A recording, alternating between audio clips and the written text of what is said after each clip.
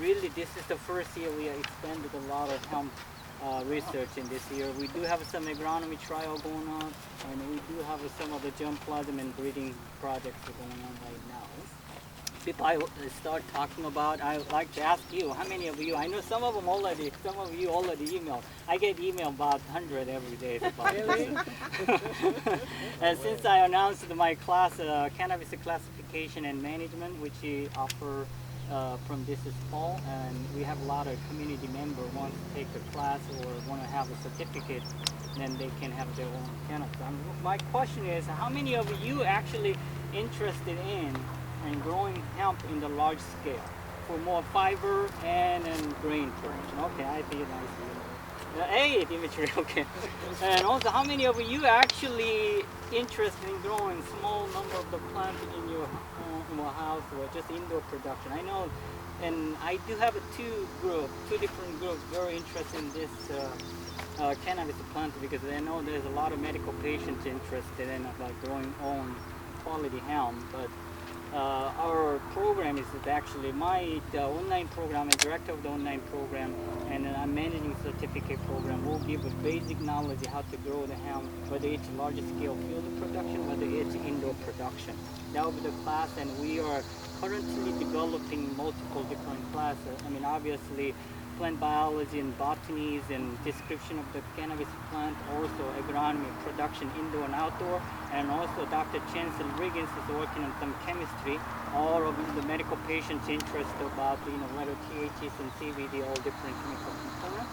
And also Alan Parrish in the field, we are testing a lot of different varieties here, and also we are developing some guide for the field production, whether you're fiber production or for the seed and flower production. We've been next year is going to be a lot more research going on, but one thing is that we're going to walk us through walking over there. There's a cultivar we planted, but a lot of cultivar we are currently available is for the field scale production, and actually coming from either Canada or Northern Europe, which is it's not fitted in this environment.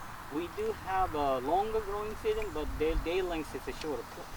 Cannabis plant is very sensitive to the photo period, but now I'm learning a lot of this is hemp grown in here. It's not really photoperiod sensitive. If they are sensitive, it's not. It's very different from the marijuana industry, which require 12 or longer night. But this guy, 9 hours is enough to get flowering. Kind of initiate. It's gonna be different plant. And that's what our breeding program works. We are adapting a lot of different genetics from the industry, and then we try to develop the cultivar fitted in this environment, I mean for the Illinois production. But most of this variety, as you see the tall, is going to be in the fiber or seed production. They are breeding role right now. We do. Is that a tricrop varietal? That's going to be a little bit. I don't think it's in the tree. You're talking about 3 different products? Yeah, I'm talking about grain, I'm talking about oil, and I'm talking fiber, about... best fiber you get right at the flowering stage. And then this is the time you can have a good fiber, especially looking at how high, best quality, best fiber. But if you're harvesting seed, and then a lot of actually fiber is going to be deteriorate. It's going to be quality of the fiber, it's going to be the different fiber you're looking at. Okay. But seed production will be very late. I think now is starting harvesting fiber. You not get all 3, but if you get the fiber seed, it'll be end of the year, end of the growing season, fiber quality is not going to be very good. So I think this is a good time you can start harvesting to the best fiber. I can show you some examples of that. So that will be it. And we also, same time, we don't have a real good knowledge about the growing hemp in the larger scale, like a planting date, the planting density, and then planting row spacing, all the nitrogen management. That's what's going on here. And if you don't mind the walk, I can show you some of the interesting stuff. It's kind of hard to see over there, but we do have a different seeding rate, and to see how seeding data play into the fiber production and grain production. What variety is this? This is the Boex. This is the CBD variety actually. This is right now is a good time for the fiber. You break it down. This is basically what we're talking about. The fiber, best fiber. You can't even cut it. This is the best high quality fiber. So can you pull it again? Is that tough? Yeah, you can try. You can break it down. Yeah, no. Now this is the herd fiber, which is a shorter fiber. It could be the construction material, pulp, and different uses, basically. And this one's a little too old. Not hasn't flowered yet, but the time when they flower, the best time for the harvest. And then the nitrogen rate also is very important. Depends on you're looking for fiber, you're looking for the seed production. One example, this is all pulp plant, hard to see it, but this is the one here. Surprisingly, they need the nitrogen. All plants need the nitrogen, just like a DK need the protein. They need some nitrogen to work with.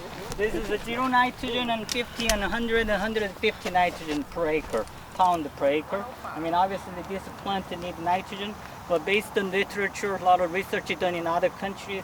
Fiber crop doesn't need much nitrogen, but the grain crop need the nitrogen, more nitrogen and phosphorus and potassium.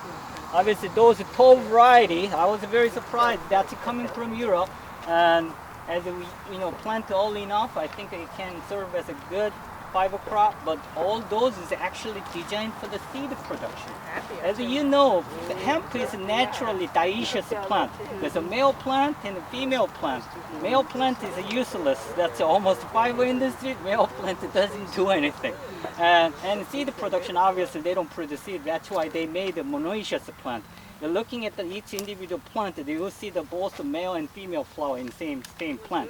And then they just try to make it higher efficiency in terms of producing the seed. That's what's been a lot of seed industry have been doing. But again, we don't have those genetic in So you treated all the soil to increase the nitrogen content? Oh, there's all different research going on. I mean, obviously there's no nitrogen applied here, but there's a different nitrogen being applied. Yeah. And then that's one May 16 plant.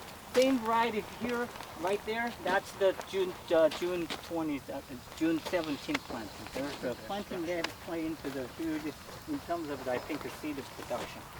This is all about the fiber hemp or seed. It's no THC involved. As a campus research, obviously I can't work with any plant that has more than 3% of total THC. Not the cannabinoid. It smells the terpenoid. There's 100 different volatile chemical compounds that actually people believe that boosting THC and CBD about humans. But anyway, the smell is not cannabinoid, it's a terpenoid. There's many different terpenes you can find.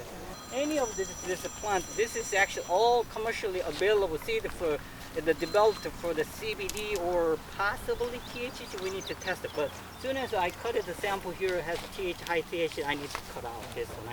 I can't maintain any of those. But this is actually been bred for the high flower. I mean, every branch is going to have a lot of big flower. And then that's the product that they're looking for. It has been bred for the bushier plant and bigger plant and response to the shorter days, actually. And a lot of narcotic plants has actually been developed from the near equator. A lot of hemp variety been developed in northern part of the country where all the fiber production is happening. That's why even though people believe it is very sensitive to the poor purity, it's actually what we learn now. This is not really either not sensitive or they respond to the very short day lengths, not long, short night lengths actually. Because 9 hours and they can trigger.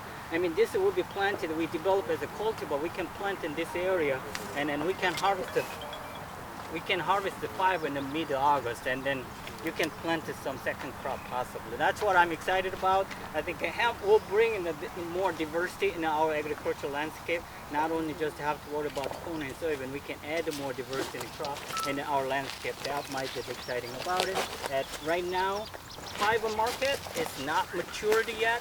I mean, we don't have a lot of facility processing. I know that there's Dimitri here. He wants to work on our processes, but I mean, immediate, penetrating will be the seed market. I mean, come here. You can go to the next tent here.